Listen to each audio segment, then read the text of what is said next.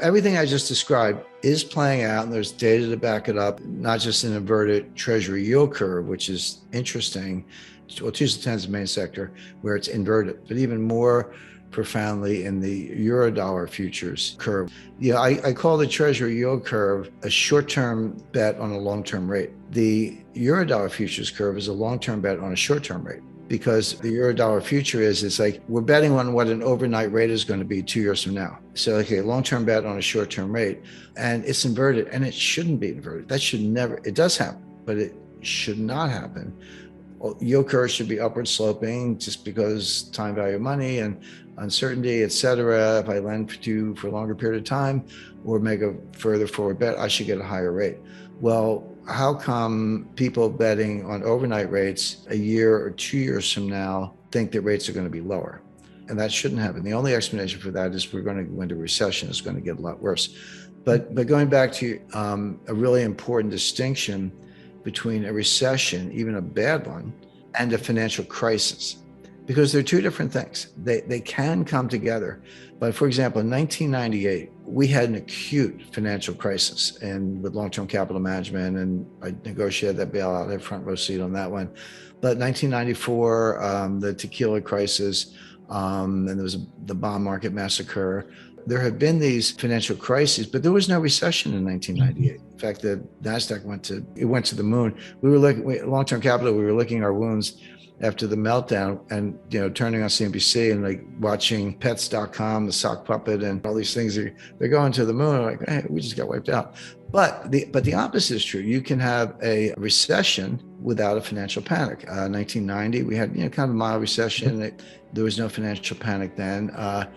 2020 was interesting. I don't know what to call it. I mean, technically a recession, but the economy drops 31% annualized. And they say 2 quarters, first and second quarter of 2020, but it was really 2 months. I mean, if you break it down, it was March and April. They happened to fall in 2 quarters and took both quarters negative, but it was really 2 months, down 31% and annualized in 2 months, and then up 35% by the third quarter. I mean, that was crazy. So maybe that's technically a recession, but that's just what happens when you shut down the economy. But there was not a financial panic. Stock market fell, but the banks didn't fail. Nobody's lined up to take the money out of Citibank, et cetera.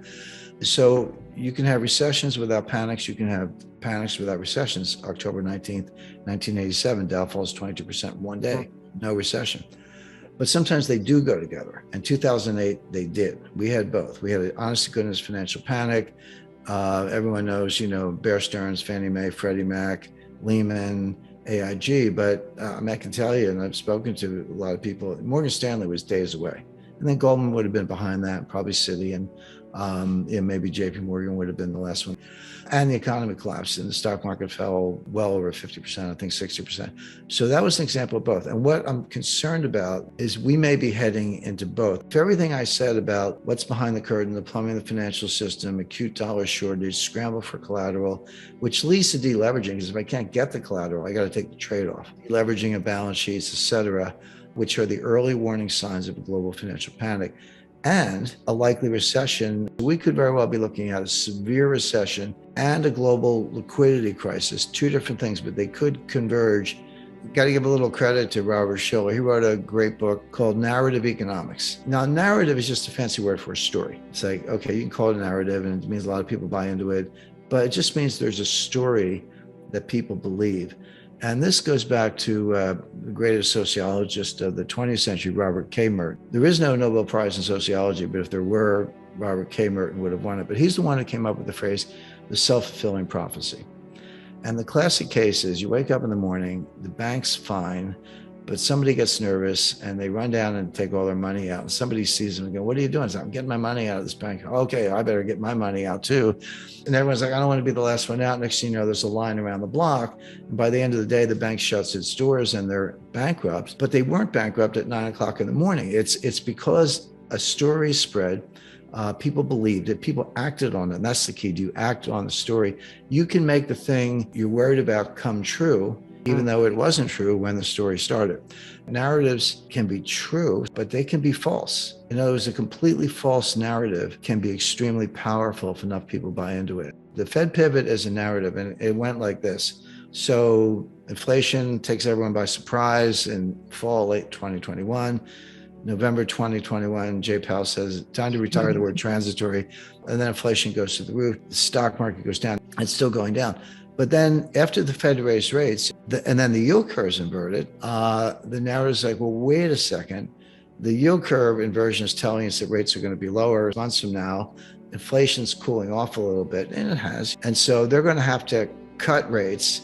That was the pivot. And rate cuts are good for stocks, so buy stocks. But then we get this rally, and the stock market's, recovering a lot of this, not all the lost ground, by the way, but a lot of it, all based on the Fed pivot narrative, which I never bought into. I mean, you don't want to stand in front of a moving train. I wasn't going to short the S&P.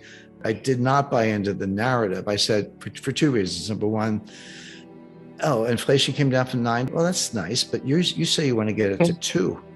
You're a long way from 2. And how much demand destruction, how many rate hikes, how much do you have to do to really destroy the economy to get inflation down to 2? The answer is a lot. And tell me why that's good for stocks. And it's not. But the other reason is, and this is a little more sophisticated analytically, but just because the yield curves are telling you that market pros think rates are going to be lower, it doesn't mean the Fed's going to cut. That is the message, but it doesn't mean the Fed's going to get the message. How many times does the Fed get things right? The answer is never. The buy the dips crowd have not gone away. They're still around. I'll say talking heads, I guess I'm one, but the cheerleaders, I'll put it that way. The Wall Street cheerleaders have never gone away. The Wall Street always wants to sell you something. The people who think the Fed knows what they're doing, there's some of those. But the fundamentals have not changed. Forecasting the consequences of Fed policy is really difficult, but forecasting Fed policy is the easiest thing in the world because they tell you what they're going to do. But the hard part is what's going to happen as a result of that. And the Fed's thinking maybe hard landing, but not too bumpy. And I'm thinking more like a plane crash. Not to get too geeky, but sometimes I can't help myself. There's a concept, it's not that difficult. It's called DV01, which is the dollar value of 1 basis point. And what it means is if interest rates go up, 25 basis points, what's the change in the price of securities? In other words, what's the rates up, prices down, rates down, prices up. That's just bond math, but it's not uniform or linear at all levels of rates. So when at higher rates, the DV01 is lower, and at lower rates, the DV01 is higher, which means the impact of every basis point increase in interest rates is greater at lower levels, right? So in other words, raising rates from, I'll just say 2 to 4 for a range is much more damaging to prices than going from 8 to 10. Much higher interest rates, a whole different world.